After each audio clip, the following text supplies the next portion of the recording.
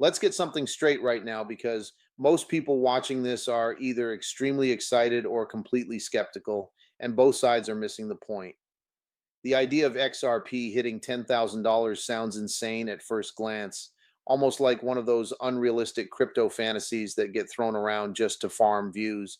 But here's where things get interesting.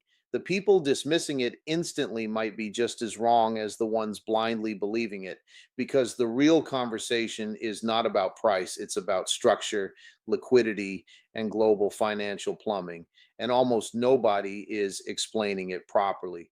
What if I told you that the price of XRP, whether it's $1 or $10,000, is not just driven by retail investors buying and selling on exchanges, but by something much bigger, something tied to cross border settlements, institutional liquidity flows, and the way money moves between countries behind the scenes? That's where the real narrative begins. And that's exactly what most people are not telling you.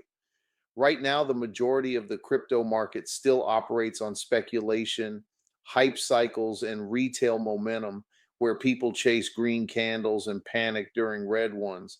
But XRP was never designed to compete in that space alone. And that's the first misunderstanding you need to fix. XRP is positioned as a bridge asset, meaning its role is not just to go up in price, but to facilitate liquidity between different fiat currencies, and that changes the entire valuation model. Now, here's the uncomfortable truth. If you're expecting XRP to hit $10,000 purely because people keep buying it on exchanges like a meme coin, then you're setting yourself up for disappointment because that's not how this works. A price like that would require a completely different level of utility, adoption, and capital flow. And that brings us to the real question. What would actually need to happen for XRP to even come close to that valuation? We're talking about institutional adoption at scale, integration into banking systems, and a shift in how cross border payments are handled globally, which is a multi trillion-dollar market dominated by outdated systems like SWIFT. And if XRP captures even a fraction of that liquidity, then the conversation changes dramatically. But again, this is where most creators either oversimplify or exaggerate because they jump straight to price targets without explaining the mechanics behind them. So instead of asking, can XRP hit $10,000? The smarter question is, what conditions would make that possible and how realistic are those conditions? And that's exactly what we're going to break down step by step without hype, without blind optimism, and without ignoring the risks that most people conveniently leave out. Because at the end of the day, the market doesn't care about your hopes, your emotions, or your expectations. It responds to liquidity, utility, and demand. And if you don't understand those three factors, then you're not investing, you're just guessing. Now, let's break down the core argument that supporters of the $10,000 XRP valuation are making, because dismissing it without understanding it is just as dangerous as believing it blindly. The entire theory revolves around one key concept: liquidity efficiency in global finance. And this is where things start to get technical, but also very interesting if you actually pay attention. The global cross border payments market is estimated in the tens of trillions of dollars annually. And right now, this system is highly inefficient, slow, and expensive due to the reliance on correspondent banking networks, where multiple intermediaries are involved in processing a single transaction. This creates delays, increases costs, and locks up massive amounts of capital in what's known as nostro and vostro accounts, essentially pre-funded accounts held by banks in foreign countries. Now, here's where XRP enters the conversation as a potential solution. The idea is that instead of pre funding accounts across different countries, financial institutions could use XRP as an on demand liquidity bridge, meaning they convert one fiat currency into XRP, transfer it across borders almost instantly, and then convert it into another fiat currency on the receiving end. This process reduces friction, eliminates the need for idle capital, and increases overall efficiency. Sounds good in theory, right? But here's where the $10,000 narrative comes in.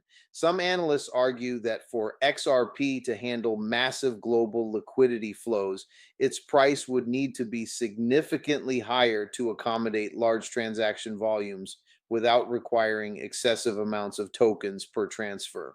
In other words, a higher price allows for more efficient settlement with fewer units of XRP. However, this is where people start stretching the argument. Just because XRP could be used in global finance does not automatically mean it will dominate the entire system. And it definitely doesn't guarantee extreme price levels like $10,000.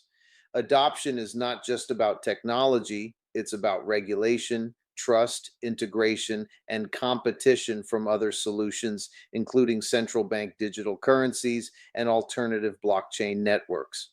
So when someone tells you XRP is going to $10,000, you need to ask them one simple question: based on what level of adoption and over what time frame? Because without those details, the statement is meaningless. The reality is, even if XRP captures a significant portion of the cross border payments market, the price impact would depend on multiple variables, including transaction volume, velocity of money, circulating supply, and overall market liquidity. And this is where most people stop doing the math and start relying on hope. Here's the part that almost nobody wants to discuss because it doesn't fit the bullish narrative and it forces people to confront uncomfortable realities. Even if XRP achieves massive adoption, there are structural limitations that could prevent it from reaching extreme price levels, and ignoring these factors is a huge mistake. One of the biggest issues is token velocity, which refers to how quickly an asset is used and reused within a system. If XRP is being used primarily as a bridge currency for transactions that settle in seconds, then the same tokens can be reused multiple times throughout the day, reducing the need for extremely high prices to support large volumes. This directly challenges the argument that XRP must reach thousands of dollars to function effectively. Another factor is supply. XRP has a large total supply compared to many other cryptocurrencies, and while not all of it is in circulation, the existence of that supply still plays a role in valuation. For XRP to reach $10,000, the implied market capitalization would be astronomical, far exceeding the size of most global financial markets. And that's where the argument starts to break down under scrutiny. Then there's regulation. While XRP has made progress in gaining clarity in certain jurisdictions, the global regulatory environment is still evolving, and widespread adoption by banks and financial institutions would require consistent regulatory approval across multiple countries, which is not something that happens overnight.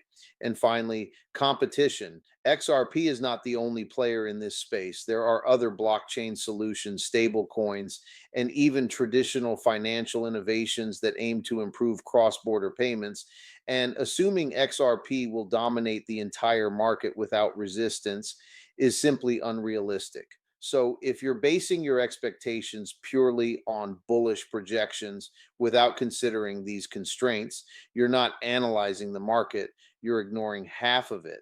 Instead of obsessing over extreme price targets, a more intelligent approach is to focus on the key drivers that will actually influence XRP's value over time.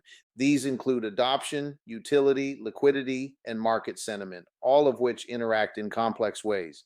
Adoption is critical, but it's not just about partnerships or announcements, it's about real usage. Are financial institutions actively using XRP for transactions, or are they just experimenting with it? That distinction matters more than any headline you see. Utility is another major factor. The more use cases XRP has, the stronger its long term value proposition becomes, but utility alone is not enough if it's not accompanied by demand. And demand is driven by both institutional usage and retail interest, which means market sentiment still plays a role, even in a utility driven asset. Liquidity is what ultimately determines price stability and scalability. A highly liquid market allows for large transactions without significant price impact, and this is essential for any asset that aims to function at a global scale. And then there's sentiment, which is often underestimated. The crypto market is heavily influenced by narratives, and those narratives can drive price movements in the short term, even if they don't reflect long term fundamentals. So instead of chasing unrealistic targets, focus on these core drivers because they will give you a much clearer picture of where XRP is actually heading. At this point, you should have a much clearer understanding of what the $10,000 XRP narrative actually involves, and more importantly, what it doesn't.